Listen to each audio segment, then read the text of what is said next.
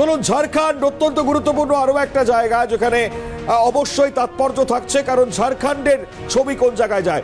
মুক্তি মোর্চা, ঝাড়খণ্ড মুক্তি মোর্চা তারা কিন্তু এই মুহূর্তে এগোচ্ছেন, এবং যেটা জানতে পারা যাচ্ছে ঝাড়খণ্ড মুক্তি মোর্চা তারা এগোচ্ছেন। সংখ্যাটা কত, ফিগার কোন জায়গায়, অঞ্জিত রয়েছে আমাদের সঙ্গে, আরো বিস্তারিত অঞ্জিতের থেকে জানবার চেষ্টা করবো। 49টি আসনে এই মুহূর্তে। অঞ্জিত, ছবিটা ঠিক কি রয়েছে?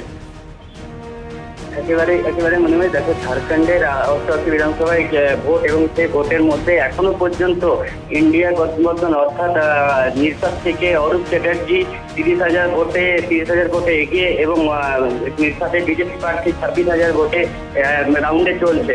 অর্থাৎ পুরো ঝাড়খণ্ডে এখনো পর্যন্ত ইন্ডিয়া গঠবন্ধন এগিয়ে আছে।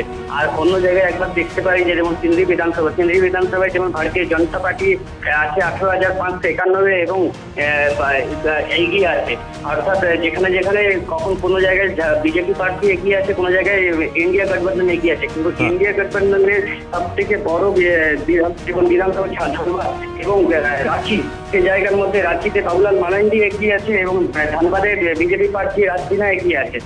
অর্থাৎ রাঁচির ক্ষেত্রেও একই রকম ব্যবস্থা দেখা যাচ্ছে যে অনেক জায়গায়, যেমন সব থেকে বিজেপির ক্যান্ডিডেট হিসাবে বলা যেতে পারে, বা বিজেপির বিধানসভা হিসাবে যে অ্যাসেম্বলি যে বিধানসভায় বাগমারা, যেটা সব থেকে হাইলি, যেমন জুল্লুমা এখান থেকে বেরিয়েছে, সেখান থেকে কিন্তু এখনো পর্যন্ত বিজেপি প্রার্থী অর্থাৎ শত্রুঘ্ন মাহাতো তিনিও কিন্তু এগিয়ে আছেন 5,316,818 ভোটে।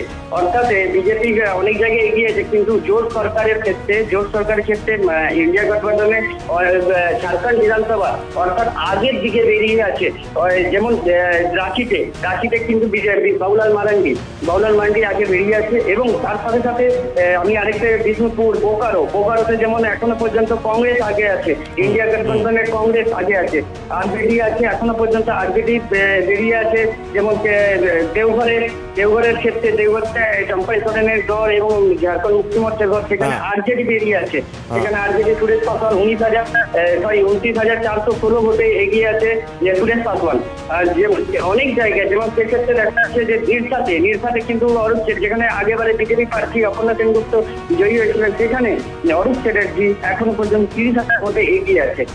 অর্থাৎ 4,000 ভোটের ডিফারেন্স চলছে বিজেপি প্রার্থীর থেকে অরূপ চ্যাটার্জি, যে 26,000 ভোটের অপর্ণা সেনগুপ্ত, এবং তার সাথে সাথে বিজেপি প্রার্থী। মানে এই মুহূর্তে হাড্ডাহাড্ডি লড়াই চলছে। অঞ্জিত, আমি ধন্যবাদ জানাবো আপাতত তোমাকে। খুব গুরুত্বপূর্ণ এই মুহূর্তে এই দুটো আপডেট আপনাদের সামনে তুলে ধরবার চেষ্টা করলাম।